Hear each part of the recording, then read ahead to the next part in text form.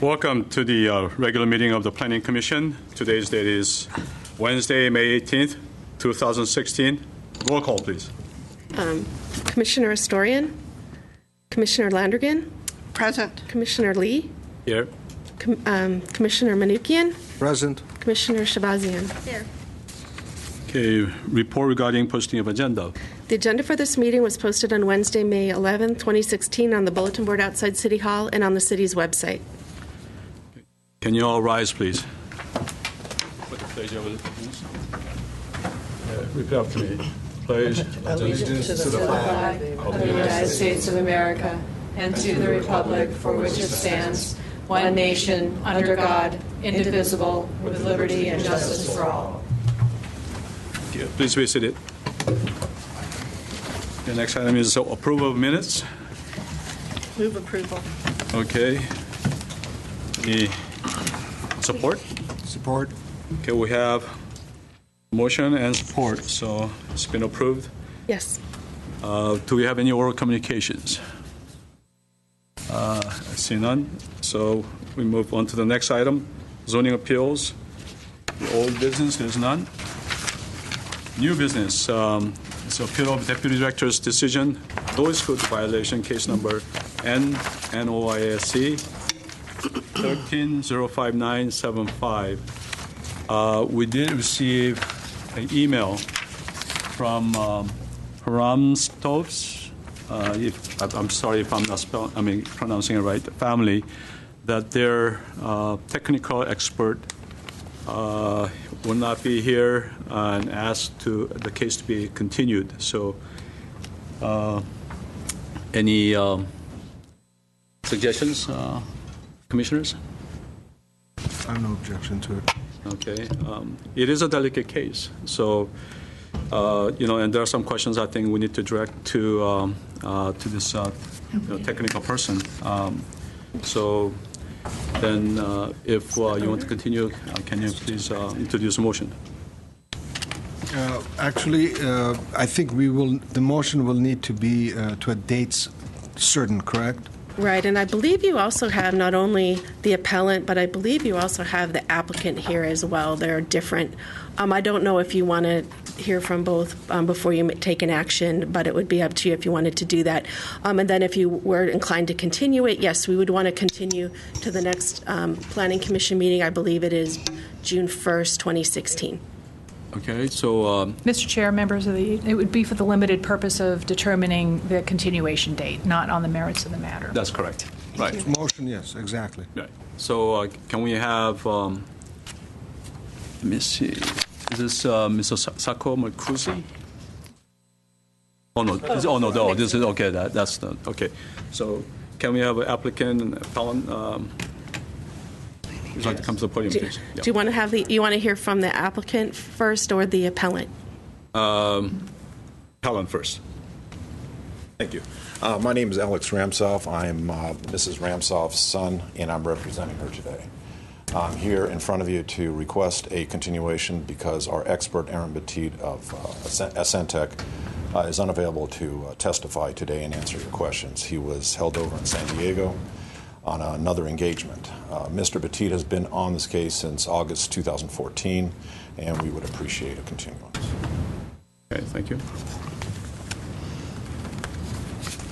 Members of the Commission, my name is Andre Krontal, and I'm the applicant and responding to the appeal here.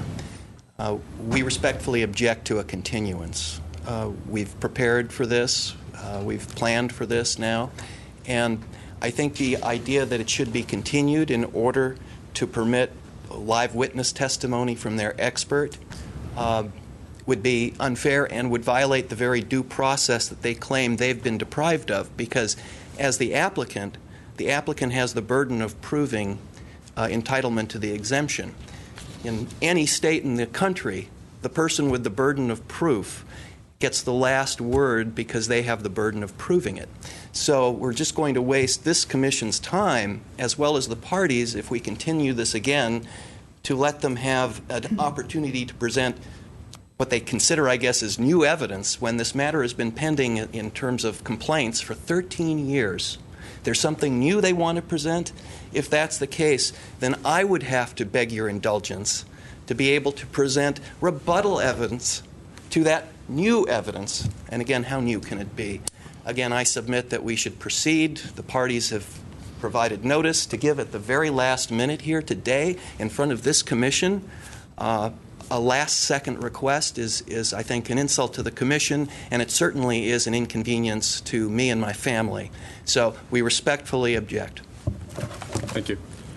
Helen, I do have one question because in your report you do state that there is a new evidence. Do you have the nature of that evidence, and has that been submitted, for the benefit of applicant and to us? Excuse me, if I could just interject. The purpose for the question is directed towards whether or not a continuation on the matter should be granted. I just want to make sure that that's clear so that we don't allow the discussion and the questioning to creep into the merits of the case. Thank you. Thank you.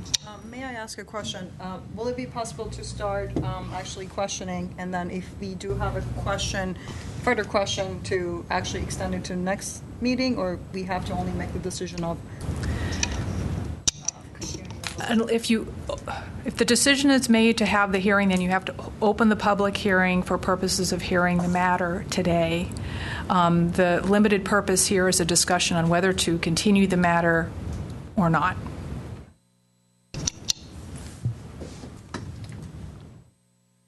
Thank you.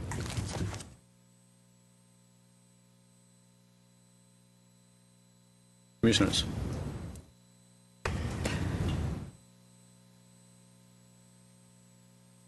Yes, Ms. Landrigan. Mr. Chair, it's a difficult situation. I appreciate everybody being here, and I understand the time it takes and the planning it takes to come to a meeting.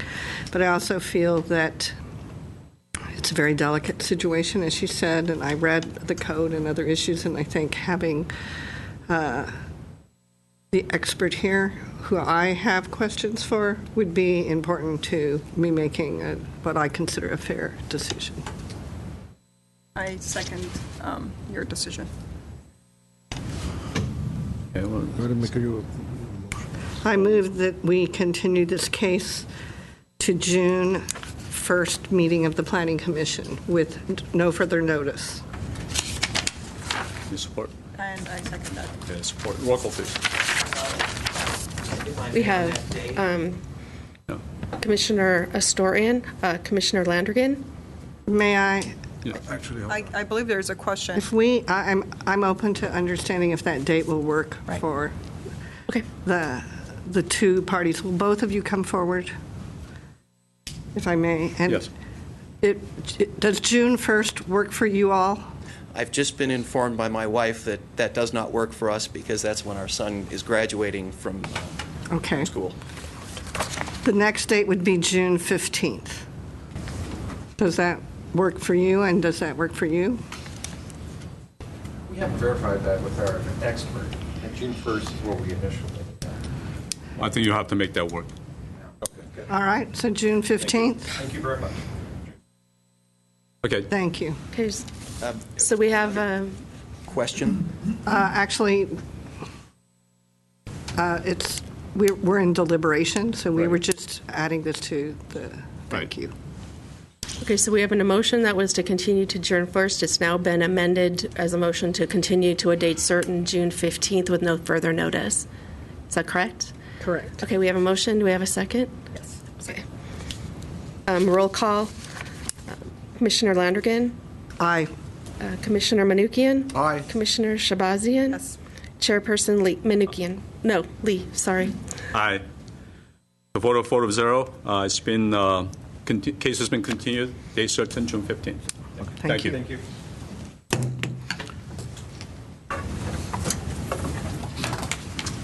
Okay, next item, Planning Commission items, all business. We have general plan, PGPA 1603-503, zone change, case number P ZMA 1603-502. It was continued from May 4th. And I have a question on this. I was not here physically on the May 4th hearing, right? So do I need to recuse myself from here? No? Oh, No, okay. it was not even open. Oh, it was so. not even, okay. Right. So location is 423 East Elk Avenue. Spill up, please. Yes.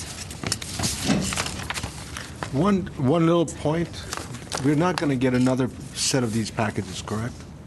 So we should hold on to these for the matter that we just continued. Correct.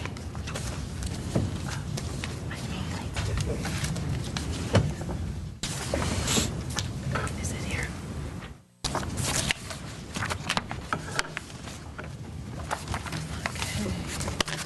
Right. Chairman Lee, Planning Commissioners, the case before you is a general plan map amendment, a zone map amendment, and downtown specific plan maps amendments. I have a brief PowerPoint presentation that shows the existing conditions, the neighborhood context, and the project itself. I think picture's worth 1,000 words, so if you don't mind, I will turn down the lights and briefly explain the project, if you don't mind. Switching down. Correct. Okay, great. Thank you. Thank you, Laura. Okay, the requested general plan map, zoning map, and downtown specific plan map amendments stem from a development proposal for a new 4-story commercial, primarily medical office building. The slide before you shows the subject site, which consists of 4 lots with a total of 26,913 square feet. It is a through lot with Colorado Street to the north, East Elk to the south, and a half block or just a few lots in from South Glendale Avenue. The 3 lots that front Colorado Street, and that would be 420, 424, and 500 East Colorado, obviously include 2 existing 1-story commercial buildings, which would be Vista Paints, and then also a carpet store. The 4th contiguous parcel is directly to the south, is addressed as 423 East Elk Avenue. And this particular parcel now is highlighted in red and is currently used as a parking lot for the buildings on Colorado Street. The parking lot was approved with a use variance and a standard variance back in 1964 to allow for a parking lot in a multifamily residential zone. And it has been continuously used since 1964 as a parking lot. As you'll note here on this particular slide, the downtown specific plan East Broadway district goes across the south block on Colorado Street and then wraps around and goes south on Glendale Avenue towards Elk Avenue. The properties on the north side of Elk Avenue are currently zoned R1650 medium-high density residential zone. They have a land use designation of medium density as well. Again, the subject site is now highlighted in yellow, and you'll notice that there is split zoning for the project site. The northerly 3 lots are DSP East Broadway, and the southerly lot is R1650 medium-high density residential zone. Now, this existing condition with split zoning is problematic in regards to this particular project simply because both particular parcels with the different zone designations would have to be developed per the zoning standards, which in this case would also require variances in order to rebuild or redevelop the project site with the proposed surface parking and the 2 levels of subterranean parking underneath. So even though the same use is proposed on this particular parcel, it would have to go through the variance process, both in terms of standard variances and use variances in order to be redeveloped based on the current zoning. Thus, we're brought to today's zoning amendment request to modify the zone map, the general plan map, and the downtown specific plan maps. And as a note here, the highlighted in red is the subject parcel to be rezoned. Then on the screen before you is the site plan of the proposed project. You'll notice that the majority of the building mass is located along Colorado Street, whereas the residential lot that is to be rezoned will remain a parking lot. It will be landscaped and screened per our zoning code standards, and there will be 2 levels of subterranean parking underneath. The plans were included in your staff report and also are posted behind you on the board. You'll notice that there is driveway access on Colorado Street leading to the parking, as well as a driveway on East Elk. The slide now you see on the screen shows that the building itself spans across the 3 current lots on Colorado Street. And again, the parking lot is maintained at the rear. The slide before you shows a perspective rendering of what the project would look like off of East Colorado, looking southeast. And you'll notice that it has ample common outdoor open space at the front, is articulated, is a contemporary design. And again, what you see before you is the front elevation facing Colorado. Here you have a 3D mass model showing the proposed building within the neighborhood context, with that rear surface parking lot to be rezoned at the back. This is simply just a general plan map, zoning map amendment map that is showing the zone change for the proposed lot going from R1650 to DSP East Broadway, and the general plan map amendment going from medium high density residential to downtown specific plan East Broadway. An addendum to the downtown specific plan EIR was prepared for the proposed amendments in the project, and as indicated in the addendum, which obviously you received a copy of in your staff report, the proposal and amendments will not result in any significant new adverse impacts, nor increase the severity of any of the impacts that were already identified in the final environmental impact report that was certified by the City Council in October of 2006. Which brings us to tonight's Planning Commission's role, and that would be to review the proposed amendments to the general plan land use map, the citywide zoning map, and the downtown specific plan maps for consistency with the city's general plan and the downtown specific plan, and those were highlighted in your staff report. And then also finally to make a recommendation to the City Council regarding the proposed map amendments. Since the public notice period of 10 days, all the property owners and occupants within the 500-foot radius were notified of the impending amendment request. I received a petition from the East Elk residents with 23 signatures. A copy of that petition was placed on the dais for your review and consideration at tonight's meeting. That concludes staff's presentation. I'm available to answer any questions you may have. Just clarification purposes, the entrance to the subterranean parking is from the Colorado Street, correct? They would have two driveways, the primary one being off of Colorado and the secondary one being off of Elk Avenue, So correct? The secondary one from the Elk Avenue, is that just for the surface parking only? It would lead to the surface parking that would essentially then also lead to the internal drive aisle down to the subterranean. Oh, I see. Oh, I see. So, yes, it would be from both directions. I have 2 questions. First one, the first question is about the number of parkings that currently the building has. I know you mentioned about 154 4 parkings with the new design. I believe that was a number, but I don't think it was mentioned what the current number of parkings were, and if there was a parking study done. There was a traffic impact analysis that was prepared for the actual project, which was included as part of your staff report. The number of parking spaces proposed for the project, I believe, was 156, and that is in compliance with today's code, both for the medical office uses and the retail uses that are proposed on the ground floor. So there are no parking variances or parking exceptions requested for this project, and the parking is fully in compliance with today's zoning code. Thank you.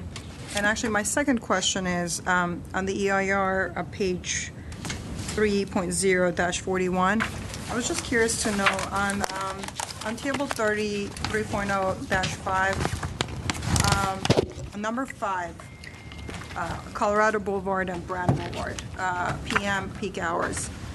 It shows that the level of service drops from level of service A to C on that intersection. That's actually about 2 blocks down. I just want to make sure that this is going to be because of the construction and not the overall level of service for the community in the future.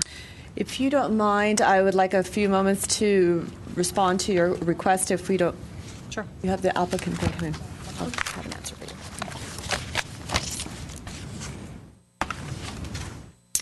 Okay. Are there any other questions? If I don't see any, then... Actually, one quick question. In the paper the document that you left on the dais with the 23 signatures, one of the issues that is raised is that these are residents on Elk Street, and they're concerned that entrance into the parking area from Elk would result in whatever overspill there may be to finding its way to Elk and taking up whatever precious parking spots our residents have. Is there any way to not have an entrance on Elk?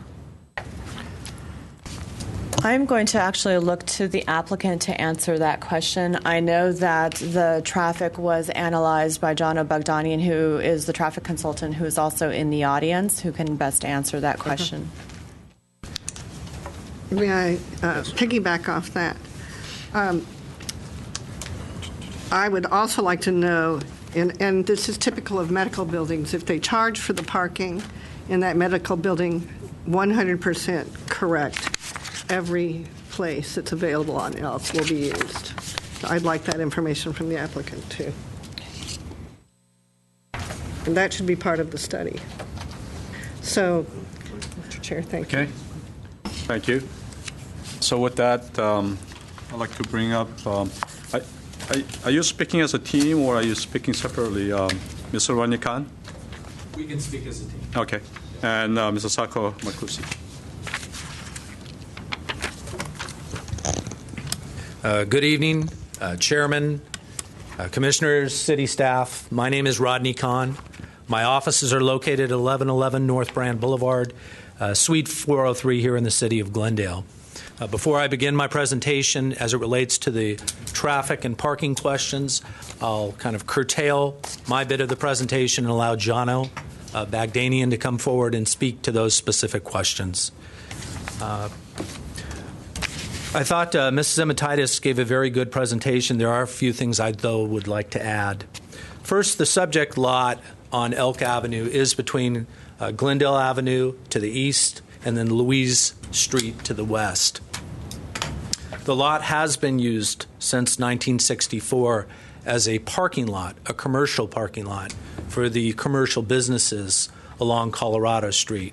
And access coming in of and leaving off of Elk has been going on since 1964 as well. In fact, a couple of the uses that are on the site right now, the Vista Paints, and I think it's called Mama's Carpet, they actually get very large deliveries. as it relates to their types of uses. Those large trucks now are currently coming and going off both Colorado and Elk. All 4 lots, as was pointed out, is part of a commercial development site, and all 4 lots are held under common ownership. There's not separate ownership. They haven't been piecemealed. They've been combined, and they've been combined since at least 1964. The properties located both north and east, as was mentioned, in terms of the DSP and the zoning of the current property. Actually, I would make a fair argument that when the DSP was originally established, that it would have made more sense to have included this site in the DSP at that time, because both the north and the east of us, directly adjacent, are zoned DSP East Broadway, and with a commercial parking lot on it, it would have made sense. Also, if you look directly south of our site, directly south, it's a parking lot for the commercial center. So you sometimes draw lines. That line, to me, would have made more sense to have included that lot originally, but it didn't, and we're here today. The split zoning of the site, which was mentioned as well, we had an opportunity or an option, and our option was pursue variances, just like they did back in the 60s, or change the zone. And for good planning policy, it makes sense to change the zone, not to come back before you or before the hearing officer, or really ultimately in front of the City Council, which is where this project is being approved at, and say, we now need a multitude of variances. The reason we need them is because they were granted back in the 60s. It makes more sense to clean that up now, to make sure that as we move forward with this project, and if there are future changes, if there are improvements, such as we are changing landscaping, we are changing striping, we are improving that to the positive, that we're not required more variances. This general plan amendment, this zone change, will prevent us from needing to do that for upgrades in the future. The project that we are proposing is 100% code compliant. So we do not require any parking exceptions or parking variances or anything along those lines. In fact, if you did crunch the numbers as to what the code requires for the land uses that we're proposing and the parking we're provided, we actually have about 8 additional parking spaces over what the code requires. If you take the retail and the medical, we'd like to have a little bit of flexibility in case we decide to do some medical on the ground floor, or if some other type of tenant that required a few more spaces moves in, we would have that flexibility to use that parking. But right now, as it stands, with the square footage we're proposing, we actually have 8 additional spaces.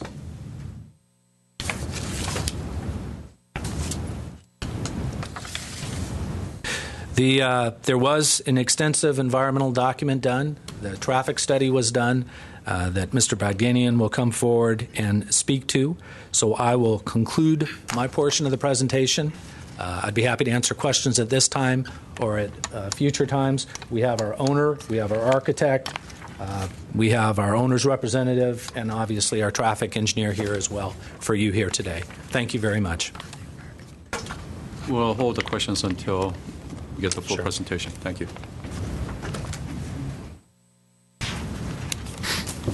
Mr. Chairman, members of the Planning Commission, my name is John Bagdanian, JB Associates. I prepared the traffic study for this project. I think to address your question had to do with the level of service analysis.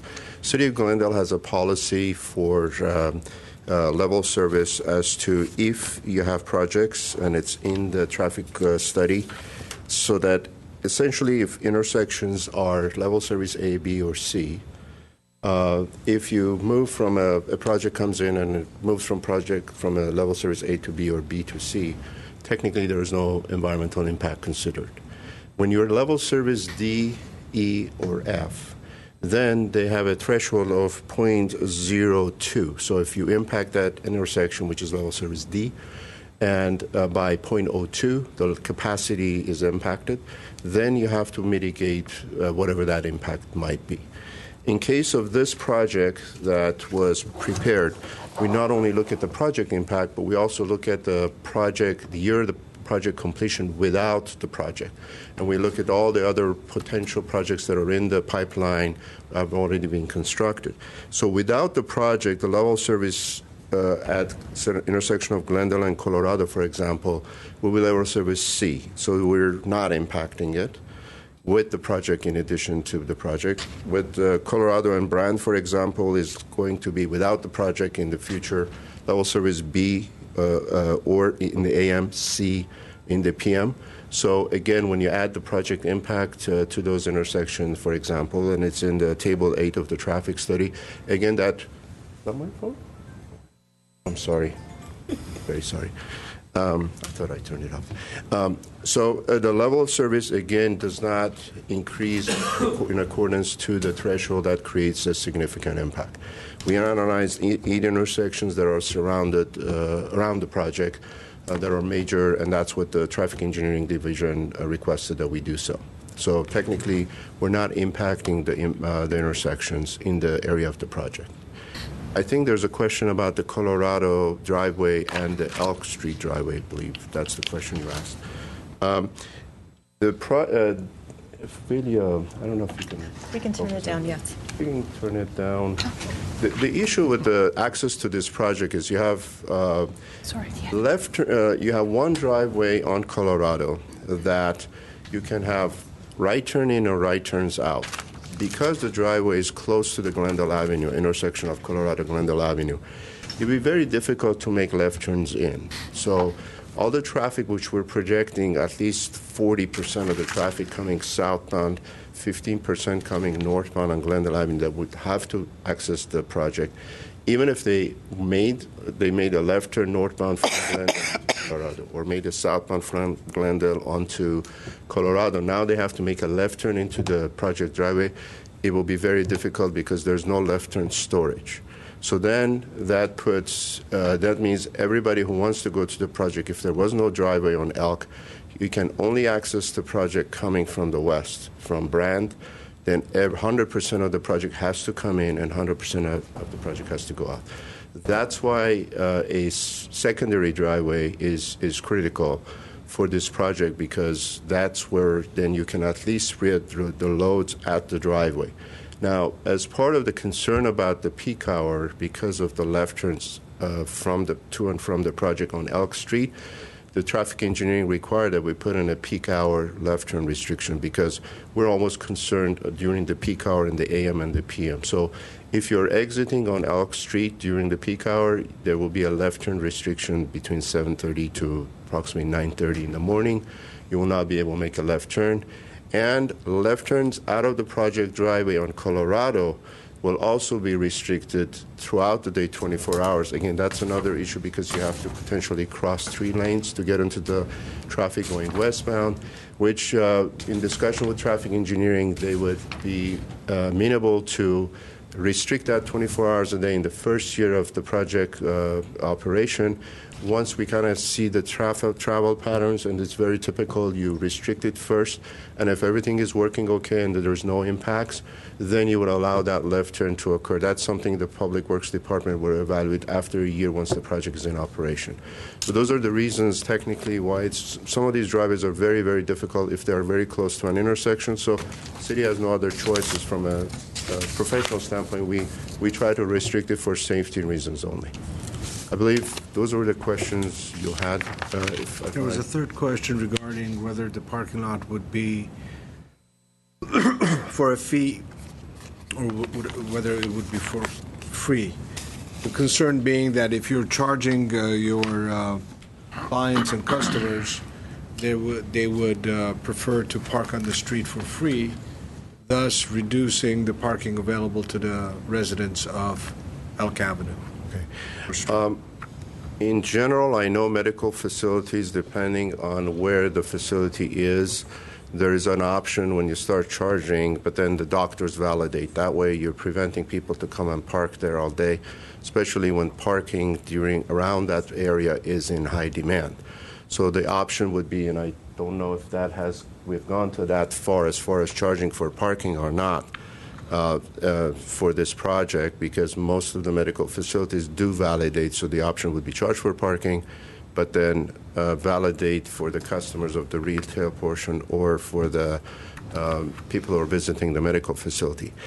The issue that I may just go beyond that, the issue that has been raised by the residents for the on-street parking on Elk, I think it's a residential parking issue. This project is going to have adequate parking to accommodate all its visitors, employees, and so on.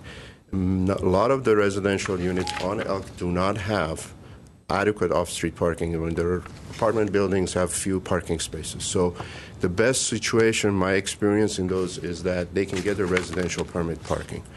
That they can petition, collect 66% of the signatures of the residents, that you get permit parking, and that would restrict anybody that doesn't live on that street to park, and that would mitigate any type of a parking, whether the applicant charges for parking or not.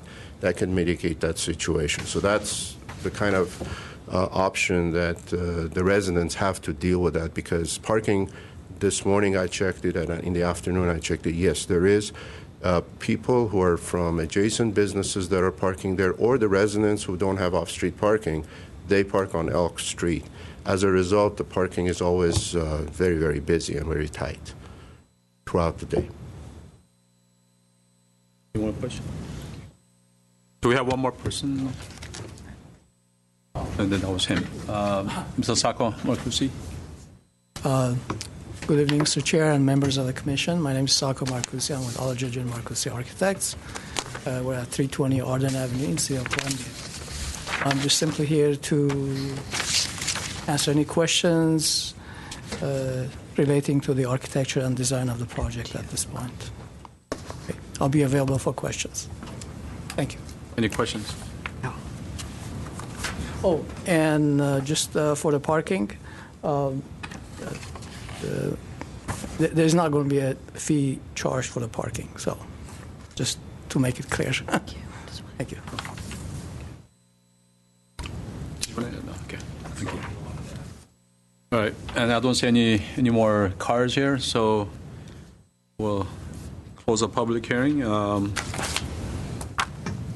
Any more questions to the staff? So we'll go into deliberation then. Who wants to start? I can start. Yes.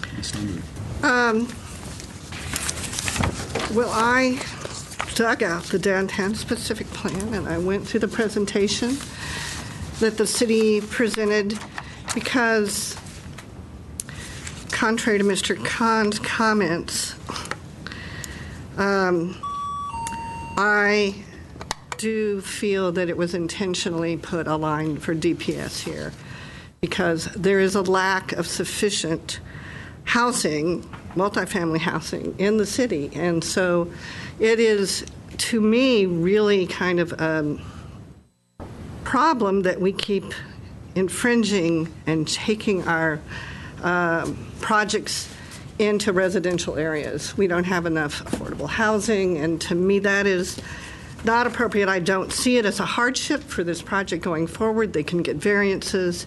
It would change this property forever. There would never be any residential there. And to me that, and Mr. Khan said, they would have to get variances in zoning, which they can, versus zoning change and upgrades in the future. For upgrades in the future says to me that there's going to be the potential of another building there that is not residential, which is what we need. I had not seen this when I made my study, but also some of the things I'd like to bring up. The downtown specific plan long-term goals say to protect neighborhoods from development pressure and to take a residential property that right now is still a parking lot but has the potential to be residential, kind of goes against what the goals were set out, in my opinion, straight from the planning department's presentation to the council. The other thing I'd like to bring up is if we look at the pattern here, this is the pattern, and development patterns are really important. The pattern of the commercial here, if we start infringing into the residential, I think it's not going to stop. And I don't want to be the first person to set this pattern here. It doesn't have, to me, the economic need. It has a economic venue right now. It's not going to make it any better. And is it going to affect the city in the long run from this plan? The DSP has plenty of residential, has plenty of stuff that is going on, but this is right near the Civic Center, and I thought I'd bring that up. If you look here, the Civic area that is in the downtown specific plan is right here. And so neighborhoods access it. And the more we keep moving the DSP into that residential area, we're really affecting pedestrian access from the existing residences. We're trying to bring walkable communities. This, I think, is contrary to that. I don't see how you can say this is code compliant. It's only code compliant if we suggest the zone change. If we don't, then it will need variances. I don't see that being a problem. It's also, I think, typically we have Mr. Begadian and other traffic engineers say, well, ask the residents to get permit parking. This is a hardship on the residents. They live there. And I am sorry to say, I know every time it's happened at other projects. That is not the solution to put off on the residents something they have to do to make a planning decision work for them because it's not done the right way. I have a few items that I picked out in the DSP that I thought were pretty important. I appreciate the environmental report, but it's assuming that it's part of the DSP. In the environmental impact report, it's not dealing with it as a residential property that is then going to be DSP. I find that sort of disingenuous. And I also feel very strongly that this is not the road we really want to go down, to take away residential and add more of the downtown specific plan into South Glendale and to impact neighbors further. Thank you, Commissioner Landrigan. Commissioner Spajian. I think Commissioner Landrigan brought up some very valid points about the Civic Center, walkability in a community, and how the city is trying to go towards a more walkable neighborhoods. I actually wasn't aware of the vicinity of the site to the Civic Center, and actually I was going to ask you to, if I could take a look at that map that you pulled out. I printed it out, the zoning code. One thing that actually was answered when you were doing the presentation was I could tell the colors were very similar. If the properties are just on the east side were DSP, but I see that they are. DSP, right? They're DSP. It is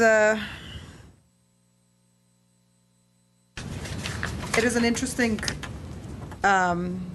case, and I agree with the commissioner on how we need to be a little careful as how we're building the city, and we need to think about the residents. And I have a feeling that if this gets rejected, I don't know what the applicant is planning to do, if they're going to push this or reapply. But we now have to make sure that we follow the codes that we have in the city. And she brought up a few points that are very interesting as she had the presentation that you guys had for the city. So I agree with you, Commissioner. I don't know how you guys feel about it. I don't know if you have anything else to add to this presentation, but I really want to take a look at this map. Commissioner Mnookin.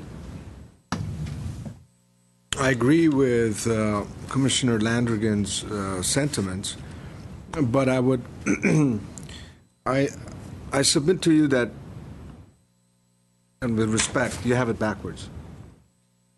If if we add the parcel in question to the overall package and we develop it, I'm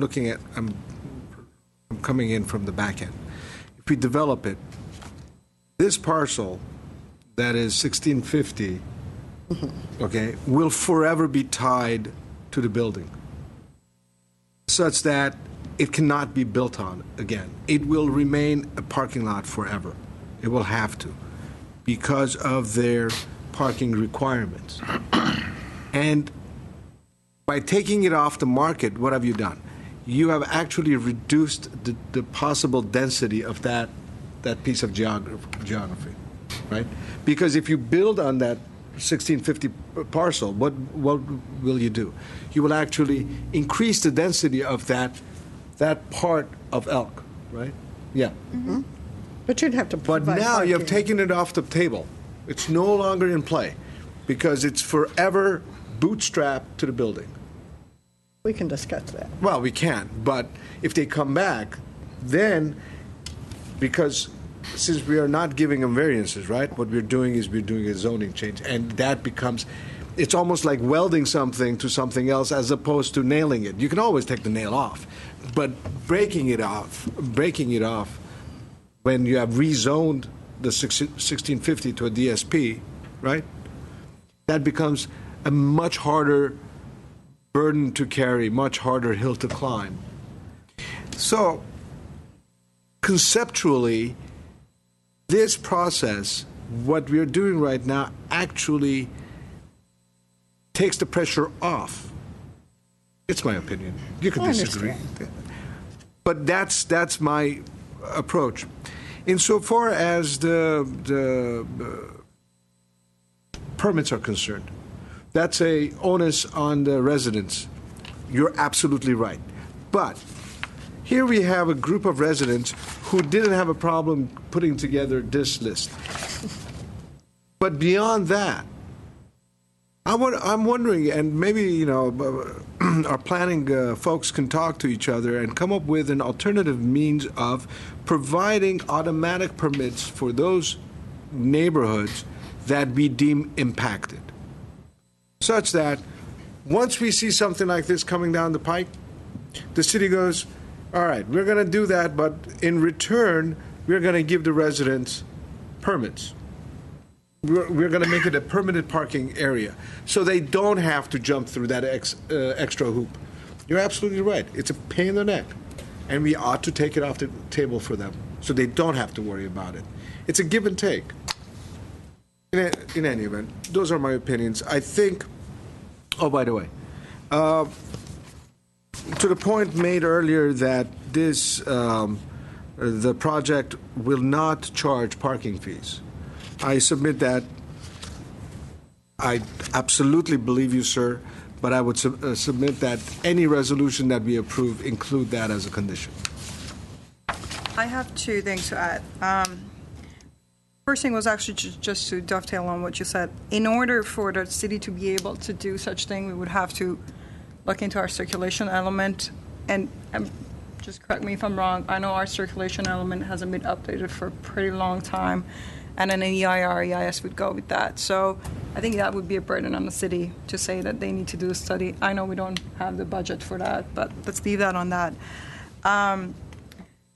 And I see what you're saying. This lot is always going to be a parking lot. It feels like it's never going to fulfill its residential use, and it's always going to end up being a parking lot. That's why I'm kind of in this dilemma. This is the right thing, but at the same time, we want the lot to do what it needs to do. So it's a weird situation. I just wanted to bring those two up, that putting the burden on the city might not be to do the parking study might not be the right way. Again, I know our circulation element is kind of outdated. And what parking study? For doing what you said about permits. No. This doesn't relate to this. It would have to be that way. Ultimately, maybe we could do that. Well, that's another day. Yeah, for another day. For this, for this one, they seem to have local community organizers already built in. And one question I have, I don't know if it'll be possible to do. Would it be possible, because medical buildings usually don't close around 5, 6 o'clock, and then there's no use for it. Would it be possible for folks to use that I mean, neighbors, I'm seeing people shaking their heads. Reopen the public hearing? Yes, please. I was just wondering if General question. Okay. if it'll be possible to use the parking or have it open Just to the residents to use. Hello. My name is Sean Unai. I'm a physician. Yes. And the reason I'm doing this project, I have a urgent care, community urgent care at Glendale Memorial Hospital. And we have very poor access there, and we have very bad parking there, so my patients really have a hard time using that facility. So I decided to get this project so my patients would have better access to health care. And I think, I agree with you in many ways. I come from the same background. I'm a very, family-oriented, community-oriented person. And I think, you see a lot of apartment buildings being built in Glendale. And a lot of my patients complain that they have a hard time having access to urgent care and having access to doctor's offices. And that's really a big difficulty right now, even where I am right now at Glendale Memorial Hospital. So I feel that this project in itself, being a medical facility and having my own practice there, which is urgent care, would benefit the community, would benefit the local community people, because it will give them access within walking distance. We actually wanted you to answer a question. Okay. So actually, I was just curious to know, is your practice a 24-hour practice? Are you open 24 hours? We're not open 24 hours. It's right now we're open from 8 till 8 p.m. So, but actually, it's not a bad idea. We're open to open that parking lot, and maybe rent it in after hours to people. We're open to that. Okay, thank you. So I don't know if the possibility of maybe using the parking lot or allowing residents to use that as a surplus parking is something that other commissioners are on board for. I'm guessing. Hasn't been analyzed. I don't know if that will be part of our discussion here. Okay. So I'll close the public hearing again. Thank you, commissioners. You have one more? Well, I would like to say that I appreciate all of the discussion here on the items I brought up. But parking is really the purview of the Traffic Commission, the Transportation Commission. And some of the times that we see this as being a remedy, it is not something we can suggest only. We can't really make it a condition of anything. That's the dilemma. And but I know that once we start taking the residential away in that one area here, it becomes a precedent all along. If you'll let me use my map one more time. Once we start here, commissioners, I'll show you in a minute, camera. But once we start here, what's to stop every one of these? We set precedent. And that's where I have a concern on setting precedent. And that, to me, seems something we should really think very deeply and honestly about, because we're making decisions not just for this developer, but for the city and for future development of the city and how this transition zone is treated. Is it going to be just eaten away, or is it going to be set so that we keep this residential relationship to the DPS? Thank you for letting me say that. I think he has a question, and I have something. I don't have a question. You asked the question. I suspect it was rhetorical. Once we set this precedent, who's going to stop it? I raised my hand. I am.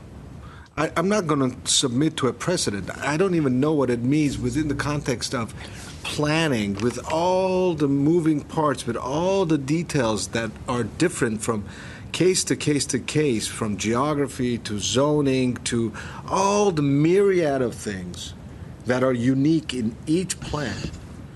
I don't know if I can see the possibility of precedent, even if this was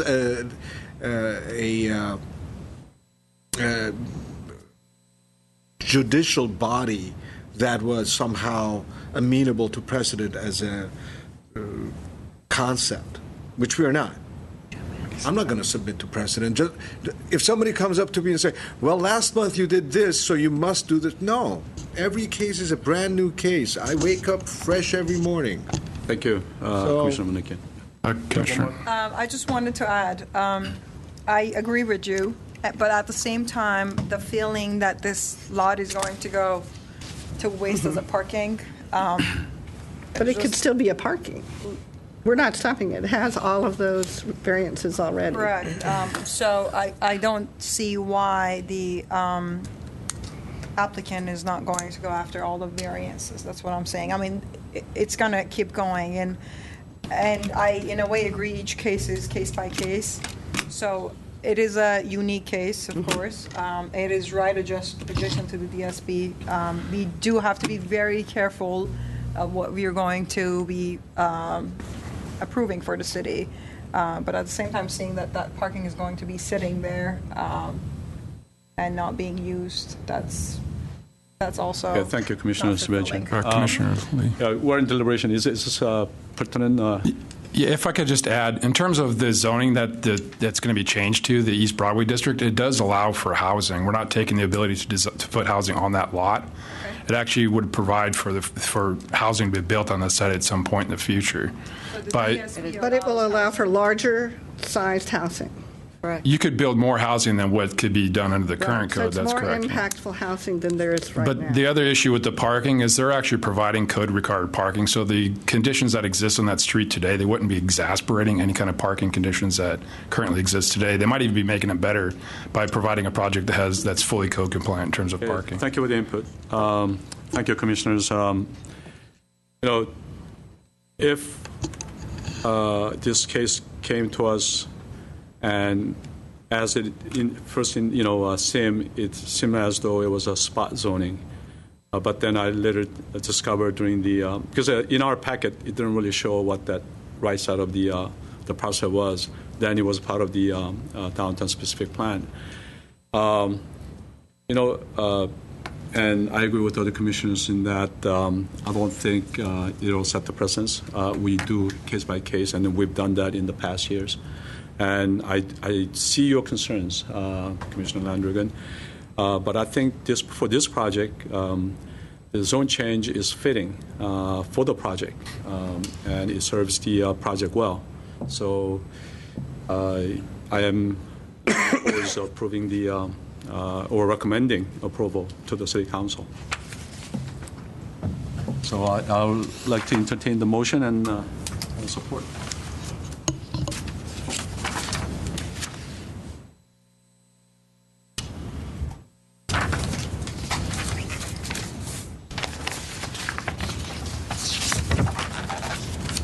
Commissioner Monikian? Quick question from Ms. Stotler. This is the... Correct. That the Planning Commission is actually making a recommendation right. that you need to adopt through a resolution. Right. Do you still need to have motion to adopt? Correct. And then support? Yes. Okay. Correct. A planning commissioner would be making a motion, there would be a second, and then there would be a roll call. If you'd like to add any recommendations at this point in time, you may amend the resolution. So if you would like to recommend that City Council can make prohibit a recommendation about the charge for on-site parking or any other type of recommendation that the Planning Commission feels is appropriate for this particular amendment, you may do so at this point in time. Okay. So, members of the commission, I intend to, if I make a motion, I intend to add that condition to it. Yep. Okay.